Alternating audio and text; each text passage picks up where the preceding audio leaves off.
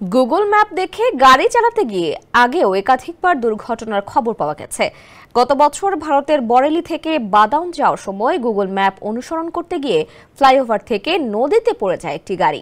সে সময় এই ঘটনার দুঃখ প্রকাশ করে গুগল জানিয়েছিল, গুগল ম্যাপকে আরো উন্নত করার জন্য কাজ করা হচ্ছে। গত মাসে উত্তরপ্রদেশে গুগল ম্যাপ দেখে গাড়ি চালাতে গিয়ে নির্মাণাধীন ফ্লাইওভারের উপর গাড়ি তুলে দিয়েছিলেন চালক।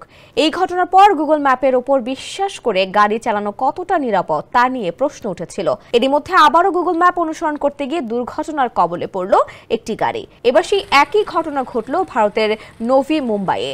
গত শুক্রবার গুগল ম্যাপ দেখে গাড়ি চালাতে গিয়ে প্রাইভেট কার সহ নদীতে পড়েছেন এক তরুণী। ওয়ালটন এখন দেশের সীমানা পেরিয়ে পৌঁছে গিয়েছে 50টিরও বেশি দেশে। ওয়ালটন, ঘরে ঘরে বিশ্বজুড়ে। বেলাপুর থেকে উলুয়ে যাওয়ার পথে দুর্ঘটনার কবলে পড়েন তিনি। ওই তরুণী জানিয়েছেন, গুগল ম্যাপ দেখে মহারাষ্ট্রের বেলাপুর থেকে উলুয়ে যাচ্ছিলেন তিনি। উলুয়ের কাছে এসে একটি ব্রিজে উঠতে যাওয়ার সময় তাকে পাশের একটি রাস্তা দিয়ে যাওয়ার জন্য দেখানো হয়। সেই মতো গাড়ি নিয়ে ওই রাস্তায় যান তিনি। এরপরে হঠাৎ গাড়ি সহ নদীতে পড়ে যান। পুরো বিষয়টি প্রত্যক্ষ করেন সেখানে থাকা নিরাপত্তা রক্ষীরা।